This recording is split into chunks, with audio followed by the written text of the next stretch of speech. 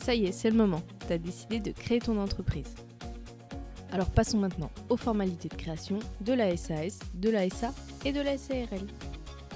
Dans un premier temps, tu vas devoir rédiger des statuts. Pour ça, tu peux t'entourer d'un expert comptable ou d'un avocat. Une fois que tes statuts seront en cours d'écriture, tu vas pouvoir déposer le capital social que tu as défini avec tes associés.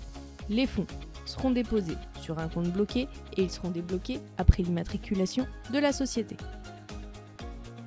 Et une fois que tes statuts seront finalisés, il faudra publier une annonce légale de la création de la société. Cette formalité est payante et elle est souvent effectuée par le professionnel qui s'est occupé de rédiger tes statuts.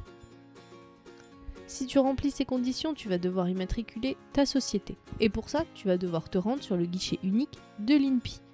Nous avons mis à ta disposition un QR code où tu vas pouvoir voir une vidéo pas à pas de l'immatriculation de ton entreprise. Pour la SARL et la SAS, tu vas devoir joindre les pièces justificatives suivantes. Les statuts complétés et signés, une attestation de dépôt de fonds qui va attester du versement du dépôt de capital, la pièce d'identité de chaque dirigeant et une déclaration de non-condamnation et de filiation, la preuve de publication de l'annonce légale et un justificatif du siège social. Pense d'ailleurs à bien identifier la boîte aux lettres sur laquelle sera domiciliée l'entreprise afin de bien recevoir le cabis. Et en fonction de ta situation, on pourra aussi te demander un justificatif lié aux apports en nature, un extrait de cabis si ta société est constituée de personnes morales, ou un justificatif de droit d'exercer une activité réglementée si tu es soumis à une réglementation particulière.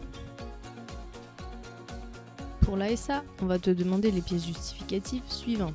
Les statuts complets et signés, une attestation de dépôt de fonds qui va également attester du versement des dépôts de capital, la pièce d'identité de chaque gérant et une déclaration de non-condamnation et de filiation. La preuve de publication de l'annonce légale, un justificatif du siège social de la SA. Pour une SA qui a un conseil d'administration, on va te demander une copie du procès-verbal nommant le président directeur général ou le directeur général. Pour une SA avec un directoire, on va te demander une copie du procès-verbal du conseil de surveillance nommant le président du conseil, le vice-président et les membres du conseil de surveillance. Et bien sûr, en fonction de ta situation, on pourra aussi te demander un extrait de cabis si ta société est constituée de personnes morales, un justificatif de droit d'exercer une activité réglementée si tu es soumis à une réglementation particulière, ou encore un justificatif lié aux apports en nature. Pense à bien identifier la boîte aux lettres où sera domiciliée l'entreprise, sans ça tu ne recevrais pas ton cabis.